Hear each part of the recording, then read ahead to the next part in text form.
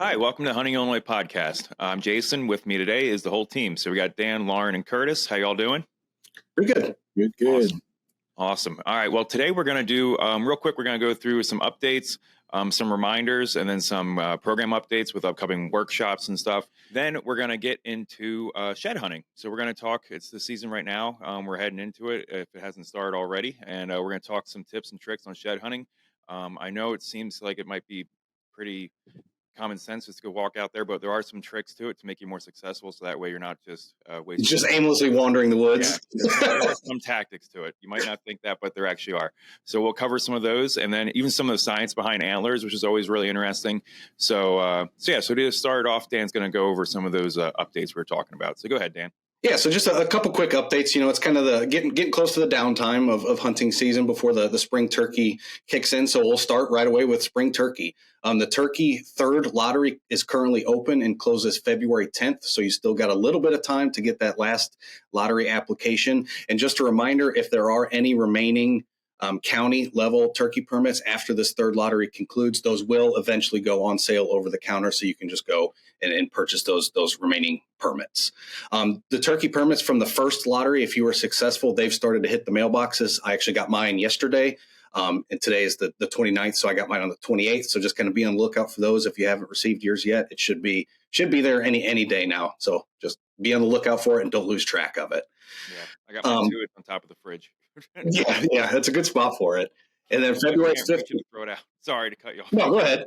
No, whenever I got anything I don't want to get thrown out, just put on top of the fridge. The wife can't reach it. So short life for the win. Yeah, exactly. we put all ours and the windshield cards. Everything goes in the glove box. That way, when we need it, we just rifle through to figure out what we got. Having it in the car is not a bad idea either. Not at all. Getting it. All right, sorry. Go ahead, Dan. No, yeah. So those will be hitting your mailboxes if you haven't got it. One more kind of important deadline, February 15th. If you printed off a windshield card, so basically if you hunted some Illinois DNR state land, now not every site requires a windshield card, but some do. If you obtained a windshield card, even if you did not go hunt on that site, but you engaged with the system and printed a windshield card, you need to go back in by February 15th and report that data, or you have 2 weeks after the close of the season. So like squirrel and rabbit season are still open for a little bit longer. Those close on February 15th. So you'll have 2 weeks after that date for squirrel and rabbit windshield cards. But just a quick reminder, get those in by February 15th or 2 weeks after that last season date. And even if you got nothing, right? Like even if you didn't even go hunting, if you got nothing, you didn't go hunting, but you printed off a windshield card, go back into the system and report it. And that's just another data set that DNR gets to use to be able to kind of manage wildlife, look at overall harvest trends from year to year. So definitely report that data to the best of your ability. Yeah, and we'll have a video coming out showing how to go about doing that in case you've never done it before, or if you're struggling navigating through the different websites and stuff. So I'll have a video explaining that here soon. And I do recommend doing it a little early. I recall, I can't remember if it was last year or the year before, I tried to do it on the deadline day, and I assume a lot of other hunters were too, and the system was actually having issues, and I couldn't get into it, and it became a whole ordeal. So if you're pretty much done for the hunting for this year, I would just go ahead and get that windshield card done now. And even if you still plan on maybe doing a few more days, if you can get the bulk of your activity throughout the season already reported, that's probably worth doing. Just getting it done while you're hearing about it, so you don't forget. Mm-hmm. A couple program updates. We've got a trapping workshop on February 8th. That's going to be a really fun one. We're hoping to set a trap line the day prior, so Friday, and then we'll run the trap line with everybody, show what that process is about. But this workshop is very, very much designed to get you started in trapping. So if you have zero experience with it, but you're interested in it, this is kind of the perfect workshop for you. We have a shed hunting. Primarily a water trap line, so not terrestrial, but water trapping. So beaver, muskrat, stuff like that, which you mentioned the small game going out on the 15th, but also most of our trapping seasons also end on February 15th, all except for otter and beaver. The water fur stays good longer, so got a little bit longer to pursue those critters. But our trapping workshop will be hoping to go for beaver, so fingers crossed. We'll see. It sounds like from what we've heard, this is a very productive site, so we should catch some critters and be able to go through the entire process. So it should be a lot of fun. Obviously, today we're talking shed hunting. So if you're interested in learning a little bit more, we're going to have a full shed hunting webinar where we dive in a little bit more than we're able to today, show some maps, show a little bit more visualizations. But that webinar is going to be on February 13th. If you're unable to make the live recording, we do post all of our webinars to our YouTube channel. So if you search Illinois Learn to Hunt on YouTube, you'll find those. Last reminder, we have a full turkey workshop schedule coming out in the next week or two. We're going to have workshops all across the state. So if you're interested in getting geared up and learning some skills, techniques, strategies for the spring turkey season, stay tuned to our website or our social media channels, and those antlers. See, I've already got the mind going on shed hunting, but those events will be added any day now. Yeah, I just want to add to that, Dan. We were at a conference this past weekend, and I had a woman ask me if she wanted to sign up for a webinar. Should she sign up or shouldn't she if she can't make it? And I told her if you want a copy of that recording, we'll email you the link to that. So she was kind of confused on that. So I just want to make sure people know, if you want to go find it on our YouTube page eventually, go find it on our YouTube page eventually. But if you want to guarantee that you get a copy of that, sign up for the webinar, and then we'll email it to you. If you can't make it, it's going to be okay. Yep. Perfect. Not taking up anyone's spot. That's what she thought. She's like, I don't want to take up someone's spot. I'm like, there's plenty. We can host like 100. There's plenty of spot. Yeah. That's the nice thing about virtual things.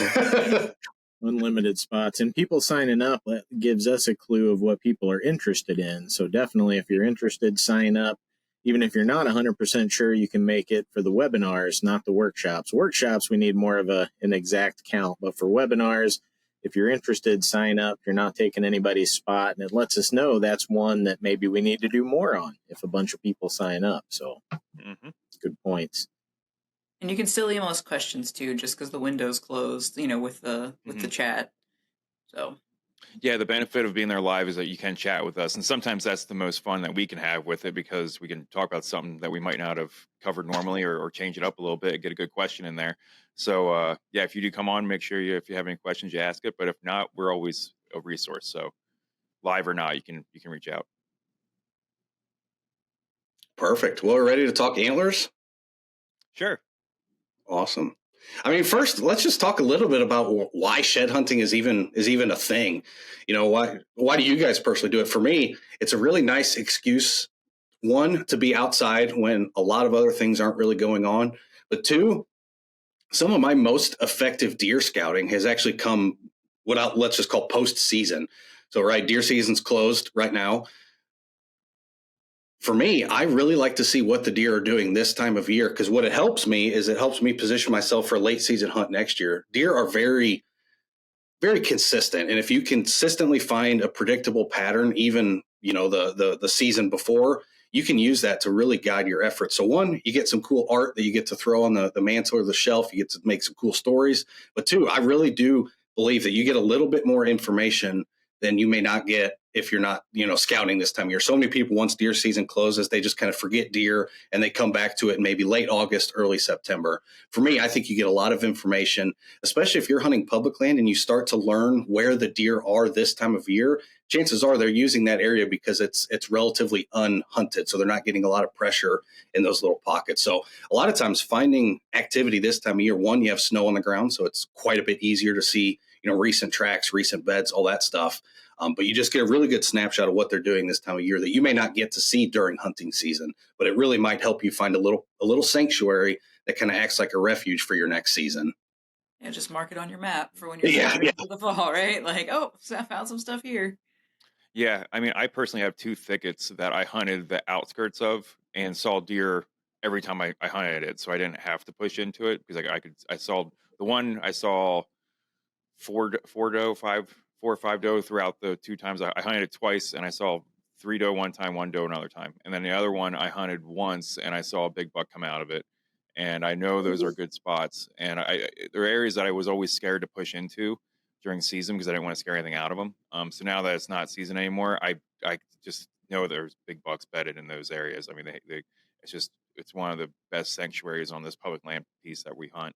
So yeah, that's a really good point too. Just the amount of bucks you see, because obviously if you find their antlers, chances are they made it through the hunting season. Now, obviously there is still a little bit of harsh winter left, so you can't say every antler you find that buck's going to make it to next year. But it's a pretty good sign that buck made it through the hunting season, is still alive, still in the landscape. So there's a lot to be learned from it for sure. Yeah, so I'm excited to see what's actually in there and see. And it's also talking about strategies and stuff. Going through thickets is a good spot to look for antlers because they got knocked off by all the branches and the scrub brush and everything else. So I might have to get down and crawl through some spots. Yeah. And see what's up. But yeah, so these 2 thickets I'm really excited to go check out coming to the next week or two when it's going to be a little bit warmer and it's nice. It's going to be nice walking weather, 35 to 40, some good walking weather. So. And it's so important to time your shed hunting right. Now, I still have some trail cameras on the landscape, and I have a few friends who have the nice like cell cameras that send you pictures. They're starting to see quite a bit of antler drop. They've got quite a few bucks on cameras that just have one side. Some are even completely just both gone already. For me, a lot of times I don't really start shed hunting until pretty much Valentine's Day. I kind of use that as my cutoff. Like late February into early March is my favorite time to go shed hunting. But the big thing is just you don't want to hit your good spots too early to the point that they aren't dropping yet and you're just walking there to walk there. But you also don't want it too late, especially if you're on public land where somebody else may have already found them. Mm-hmm. I was going to say, it depends really if you're on public or private. If you're on public, I would recommend going early and often because it's a lot of other people probably got the same idea. And especially if you're using it, like Jason says, as really an excuse to go out there and scout and maybe even scout places that you're afraid to scout when it's too close to season, which is a great thing to do. Also, another thing that's great about this time of year with all the foliage off, you can stand back and you can see the best trails from hundreds of yards away. So you can basically do 20 times the scouting this time of year as you would do in August. Because just think of how far you can see in August compared to this time of year. Huge difference. I would go early and often personally on public land because I think that's the best way to find the most, but also it's going to get you out there enough times to learn more about that area. So if you're afforded that opportunity to get out often, beautiful time to be out there because hardly anybody out on the property this time of year. You almost feel like you have the place to yourself. Great time, especially get a nice day like today. Gosh, we should go shed hunting right now. Yeah. What do you guys pay attention to the weather for shed hunting? Do you look for anything? I like obviously an enjoyable day to be out there, but I really like a lot of sun. I want sun because sun just has a tendency to glisten off those antlers and just allow them to stand out a little bit more. Well, Jason, do you remember in the Shawnee where we found that one that I think my husband and I were like, is that styrofoam at first? Like it's so white against just like the leaves and stuff. Like it was so bright. Yeah, I think that's one of those tips that people might not think about. And that's something our old coworker, I think is the biggest shed hunter I've ever met was Adam. And you can go back and watch some of the old podcasts. He was on that.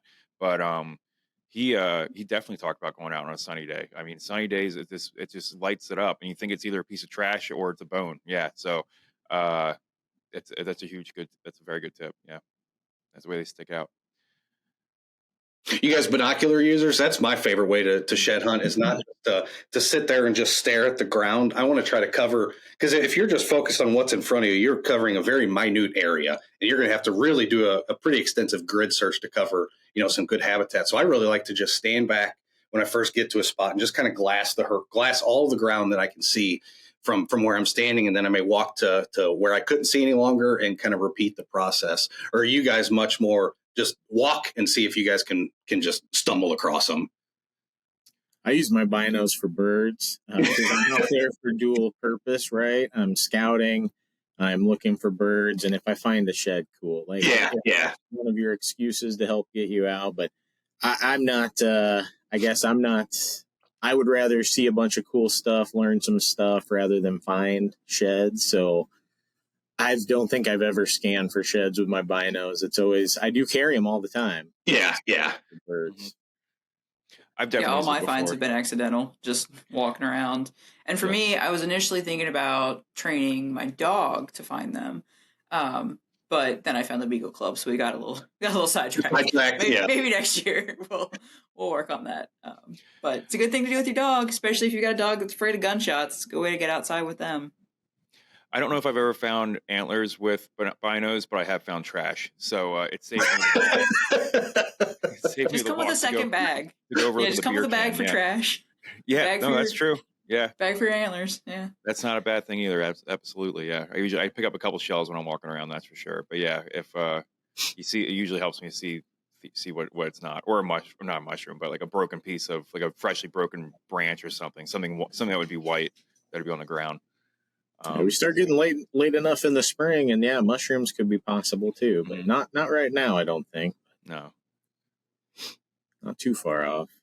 Yeah, and one of the things I felt guilty of when I first really started getting into shed hunting about a decade ago is I focused so much on like trying to see the shape of a big antler sitting on the ground that I bet I walked past so many little sheds Mhm. along the way. And I've kind of changed to be a little bit to change my search image. And it's something that you just kind of have to develop doing it often. But once you start to visualize what an antler looks like on the ground, they just really start to pop out. And I tend to find a lot more like spikes. I have probably found 2 or 3 dozen spike sheds, way more sheds than I find, a nice big one. So don't always just go out there focused on trying to look for the overall shape of a big shed, because there's a lot of little sheds out there too.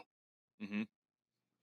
Yeah, and Yeah, I and you find. mentioned timing. Sorry, you Oh no, mentioned you got it. timing, and so I talked about on public land getting out there early, but I absolutely do agree. Like on private land, you might as well wait until most of the bucks have dropped, and you can actually learn a little bit about the deer's health by the timing of the drop.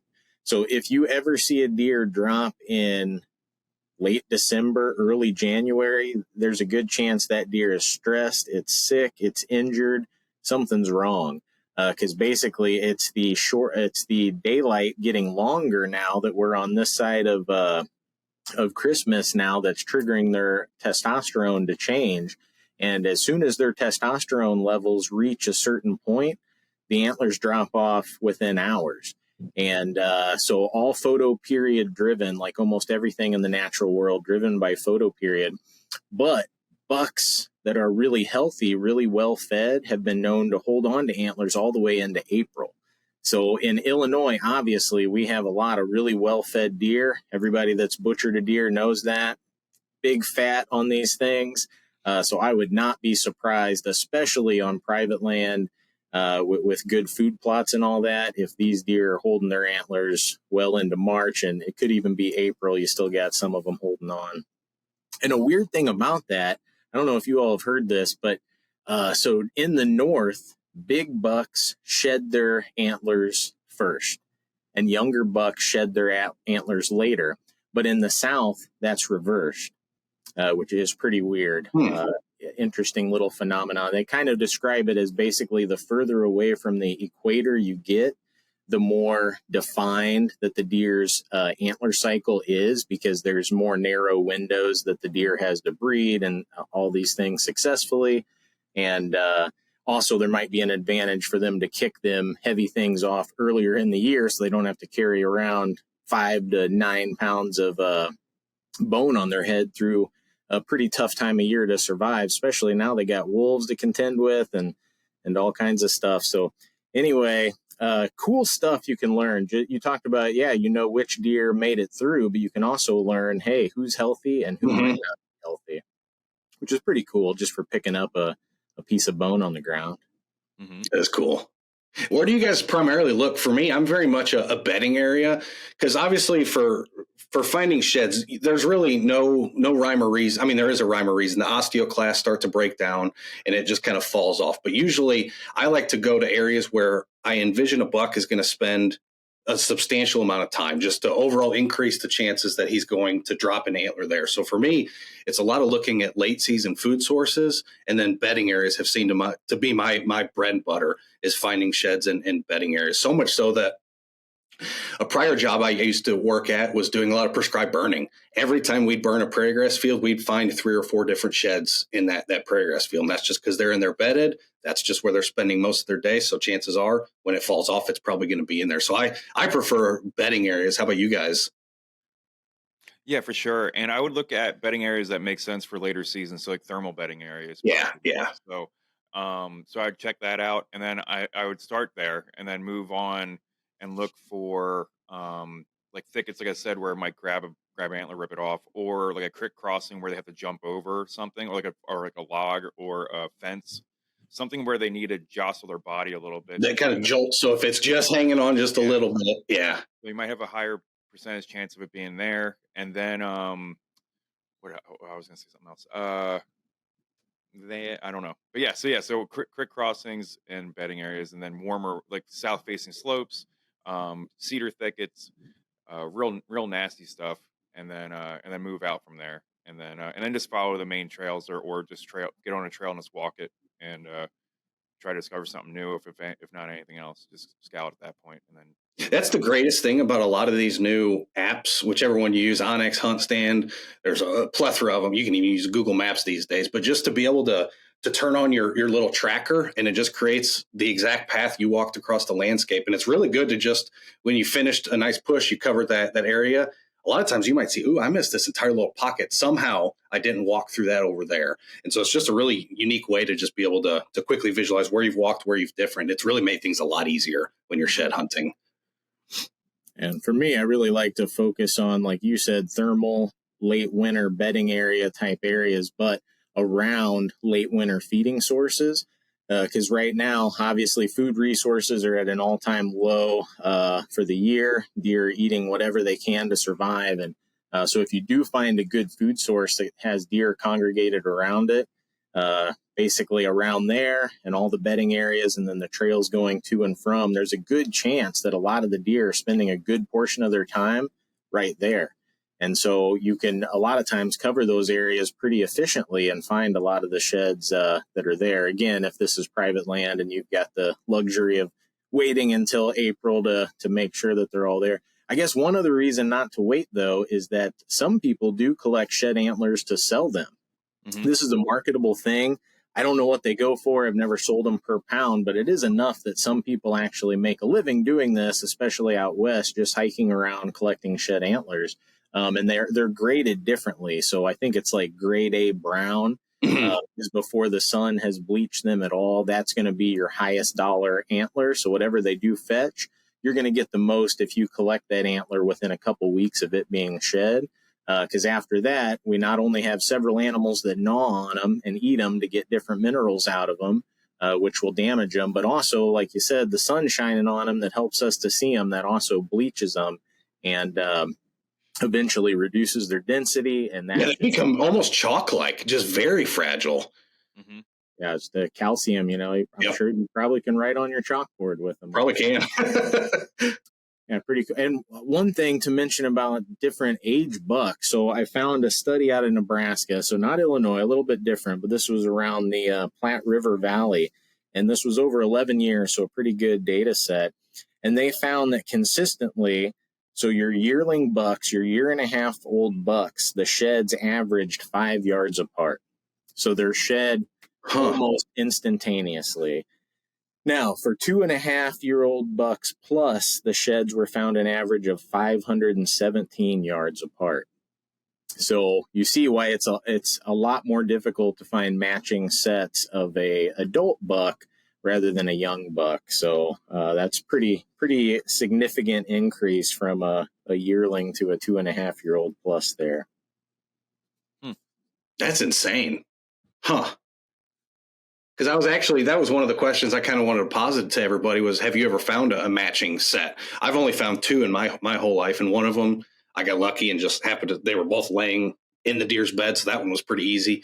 But another one, I found a really unique shed and I wanted to try to find the matching pair. And so I just did basically circles around it. And I ended up finding that one within, a couple hundred yards, luckily in an open field. So it was easy to spot. But have you guys ever found a matching pair? I haven't. Small ones, yeah. I'd never a big one, but yeah, I've walked up and found 2 little ones laying like it says 5 yards apart. Yeah. I mean that just puts that truths a lot of things that I've seen out there. That I like that. That's cool. Yeah, I found ones that I are like maybe it's a matching set, but they were found far enough apart that don't know that for sure. They do one thing, the pedicle, the base of the deer is unique like a fingerprint. So you can match deer through time. So a 1.5-year-old deer's right antler or pedicle is going to be the same when it's 1.5, 2.5, 3.5, all the way up till it hits the dirt. So obviously it'll be a little bit bigger, but that can be matched up to tell deer through the years. but it doesn't work from left to right because it's unique on both sides. So Just like your fingerprints. you'd need trail camera photos or something to do that. Yeah. What exactly, like your fingerprints? Yep. What exactly are you looking at? Are you looking at like the inside and seeing the pattern that's on the inside of it, or what are you looking at, or what are you looking at to identify Yeah, the so the difference? base of the antler called the pedicle. This can tell you a little bit about the deer's health too. But basically, it'd be if you took the antler and turned it over and looked at the part that was connected right into the head. Mm-hmm. That's the pedicle. And if the buck is healthy, that pedicle will be rounded protrusion. It'll be convex. That means a good, healthy buck. But if you look at that and it's flat or concave, and Kip Adams from the National Deer Association has a really good article on this available online.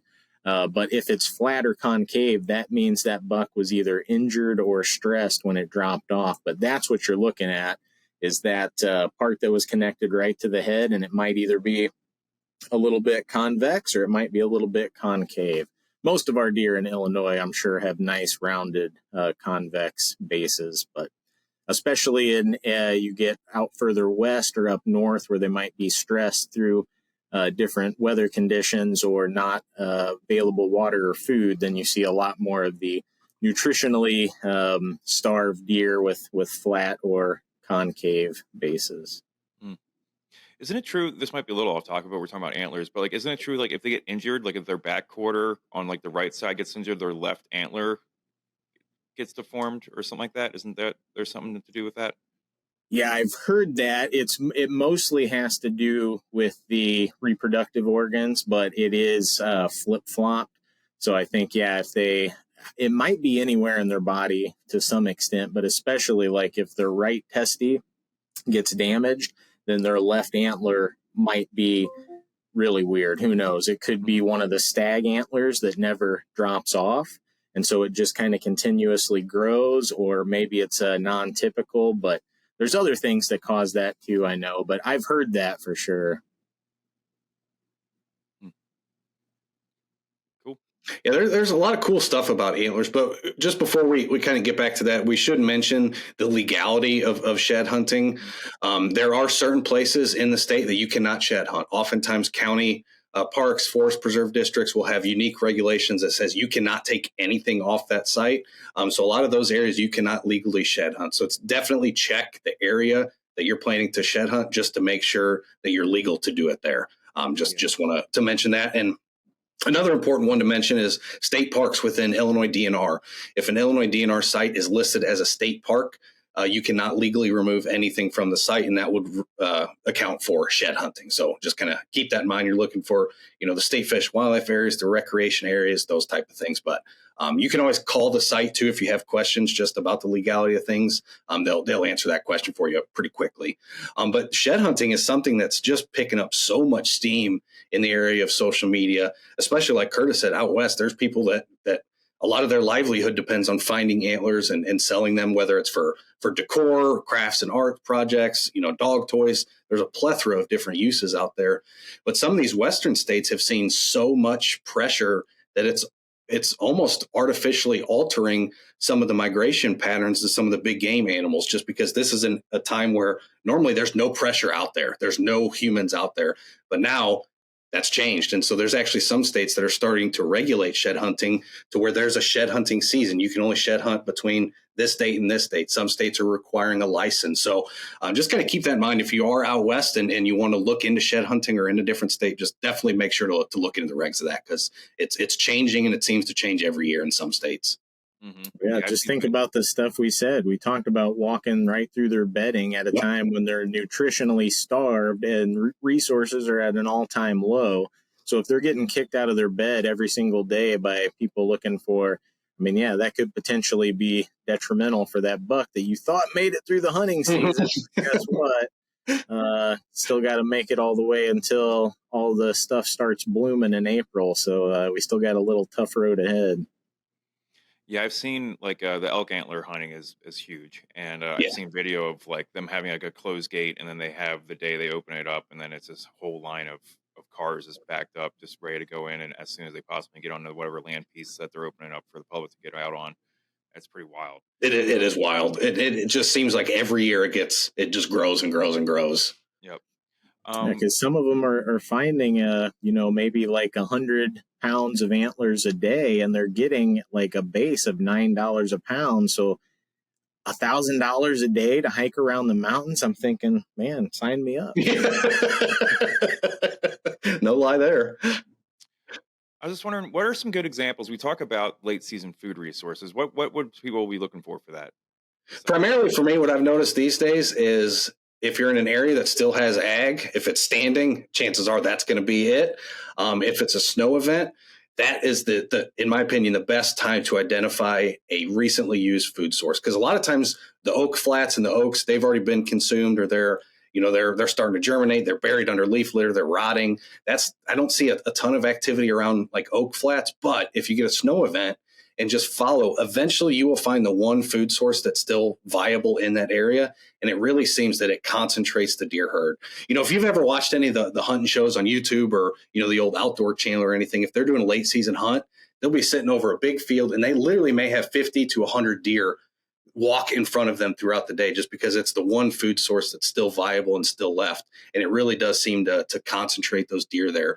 So for me, I don't want to give a specific answer just because it depends based on the property, but look for a snow event and try to find that area that looks like somebody played flag football. It will just be, they'll be out there digging through the snow, and it will be pretty clear what they're using as that late season food source. But a lot of times it might be waste grain that's left over. It might be a food plot, especially on private land. A lot of people are planting radishes and turnips. Those are a great late season food source for deer, especially if they're under snow. They will dig through the snow, pull those suckers out, and chow down. So, yeah, and they can also just be eating like the tips of branches. That's what a lot of it is just browsing this time of year too. Yeah. But that's not going to concentrate them. But I've definitely found them concentrated around standing corn. So because most of the cornfields that have been cut down, that's accessible by all animals. It gets eaten pretty quick. But standing corn is usually available to deer pretty late in the year, so that can be good. But also green browse, if anybody's got any of the winter wheat or any of the quick green up stuff. If you find really bright green stuff this time of winter, deer are oftentimes going to be concentrated around that because there's not too much of it around. But yeah, definitely the turnips too can be real good. The underground beets, anything like that.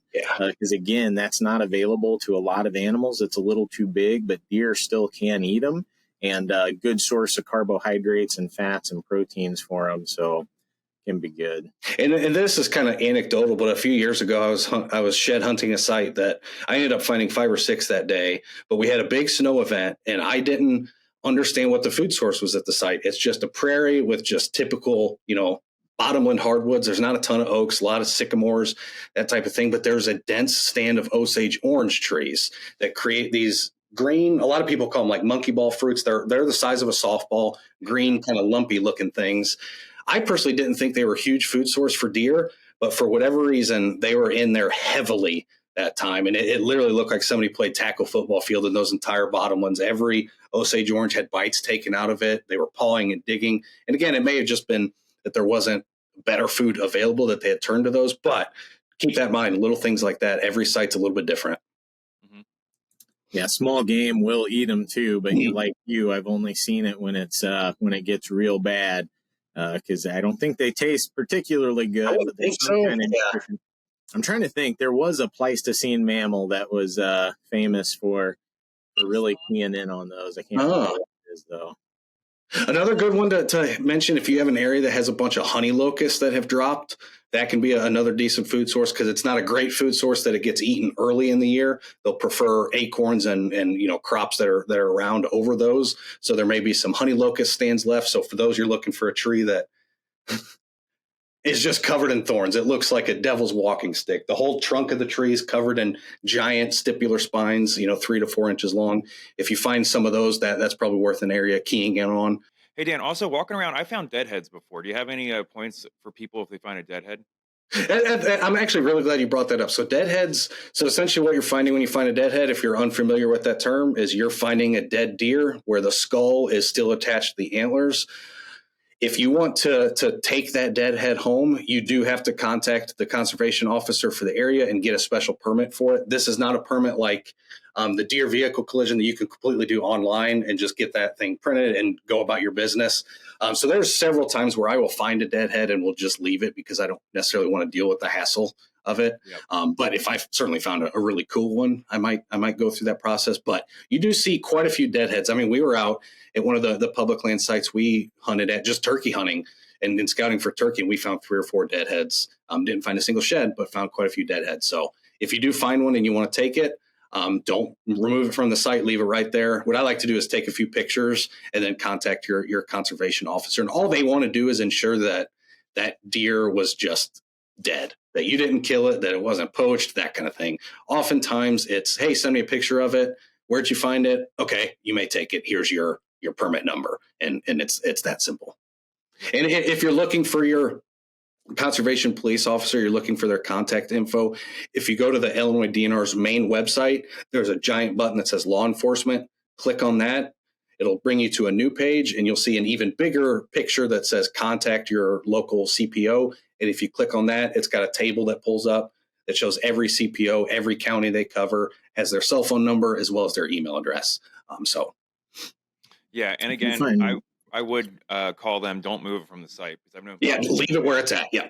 So I know people who took it from the site and then called them later on, and then they were either it was up to the CO at that point if they wanted to give him a citation or not. But the CO told him basically that he could give him a citation at that point. So don't remove it from the site. You have to probably head out if you don't have cell phone service or whatever. If it's a monster that you found in some thicket somewhere, drive back out to the cell phone service, give them a call and figure it out before taking it. And that's why many times I don't deal with the hassle. Yeah, it's a lot. But it's something to know for sure. Yeah, definitely. Yeah, and that's because, like we talked about, antlers have value, especially big ones. So they have to be sure that you're not illegally shooting the deer in some crazy thicket and then going down there and collecting the antlers later. So, but you mentioned finding multiple together. If you do that, definitely report it to your local area wildlife biologist, because that could definitely a lot of times signify like an EHD event. If you find multiple mature bucks dead, especially near water in the same area.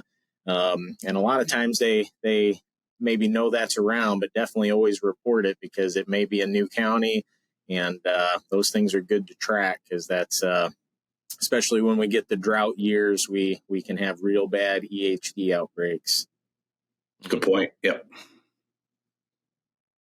Now, what do you guys do with your sheds when you find them? I kind of use a couple different ideas. A lot of them just end up on a shelf looking like cool decor, but I've turned a few of them into knife blades. And what I found that I plan on doing this year, because again, I find a lot of spikes. Jason, we were filming a video.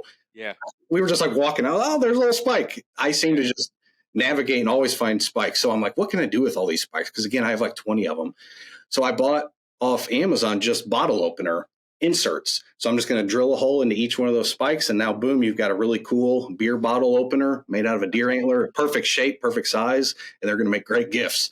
So there's a lot of really cool ideas you can do with stuff like this. Now, one thing I will caution, if you do anything where you're cutting, drilling, putting an antler on a lathe, please wear a mask, please wear a full respirator, because you do not want that. These are bones. You do not want bone dust in your lungs at all. So definitely take precaution if you're going to be cutting them. Grinding anything that turns anything into powder, please wear a mask when you're dealing with antlers, just so you don't get that bone dust in your lungs. Mm-hmm. What do you think about giving them for your dog? Is that not recommended to give them for your dog? Are they too hard for your dog's teeth? We used to give them to our dogs.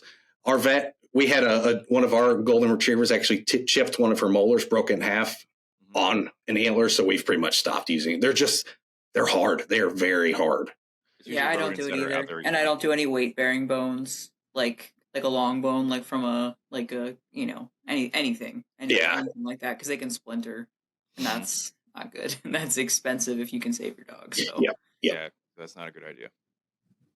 Yeah, no, I would love to find. I never found one that was in a good condition. All the ones I always get are always chewed up. So yeah, I gotta find. I gotta get it there earlier and find some newer ones. But yeah, any type of either having it as decor, but if I find enough nice ones, I'd sell them. Yeah. Awesome. Or be like the Instagram guys who build an entire Christmas tree out of nothing but antlers. Yeah, that's cool. It's impressive. The best ones I ever found were mule deer antlers. Actually, my first job out of college when I went to Nevada. So yeah, I just hiked around the mountains and the desert a lot and found some pretty nice mule. I mean, they're not huge for mule deer, but being a whitetail person, like, oh man, this is giant. You know, 'cause probably a typical 4x4 mule deer, but looks giant to me. Awesome. Any other tips? I mean, my biggest tip is to slow down. This isn't a race because you will walk past. I bet a lot of people walk past a lot of antlers. They are easy to miss. They blend in really well if they get under any leaf litter. And so for me, it's really trying to train your eyes to develop that search image, whether it's the hook of the antler sitting on top of the leaves, whether it's a tine sticking up out of the ground. That's often what I see is just a little thing sticking up like that. There's not a ton of things that look like that right on the ground surface this time of year. So that's really what I'm looking for. But again, like we talked about, sunny days where you're getting that glisten and that shine off the antler seems to be my best tip I can. And then again, like we said, focus on good areas. Yep, good areas. In the worst case, you get a nice walk. You know? Amen. Yep. And you're going to learn something about that area. And again, if you're not into shed hunting, you're probably not ever in the woods this time of year. Most people aren't. And so you do get to see some pretty cool things this time of year while you're out there. Not to mention, most people right here in this kind of latitude this time of year need to get outside and get some sun. We're all going crazy, cabin fever. Whatever you got to make yourself get outside, get some sun, get some forest and outdoor therapy.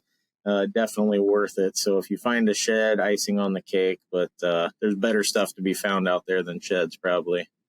Find a cool bird. You'll find something. Mm-hmm. Yeah. Yep. Some cardio. You'll find some cardio, at least. I guess we should. Lauren brought it up a little bit. We'll kind of close out talking about, dogs. That's been they're just a big systemic shift. We talked about how shed hunting has really just blossomed in terms of participation. Mm-hmm. I've seen more and more people with shed antler dogs. We're getting more questions about it. So there's definitely a big interest there. Do you guys know anybody who's trained a dog for shed or have you looked into it? I assume the process will be pretty simple. Just keep hiding a scent that smells like a deer antler over and over and over again. Eventually they start to develop that kind of search pattern. Yeah. And there's, even at like Bass Pro Shops, Cabela, there's literally a kit with like a softer, like dummy antler basically, to kind of get them used to the shape because it's kind of weird.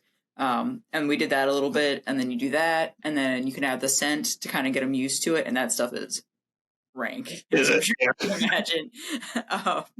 So, don't get it on your clothes or your hands. But the dog thinks it's like the best thing ever, so he enjoys it. It's not as good as like the squirrel, like a squirrel tail, but it's like it's up there in terms of things he likes to chase around and not want to give back.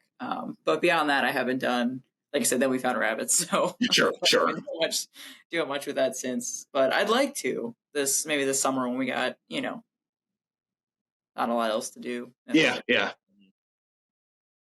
But beyond that, I haven't used a dog myself, but hey, anything that gets you outside, you and your dog out running around having fun, it's got to be a good thing, right? Just make sure most public land you do have to have your dog under control, which means either on a leash or under verbal control. So definitely check that out. Don't,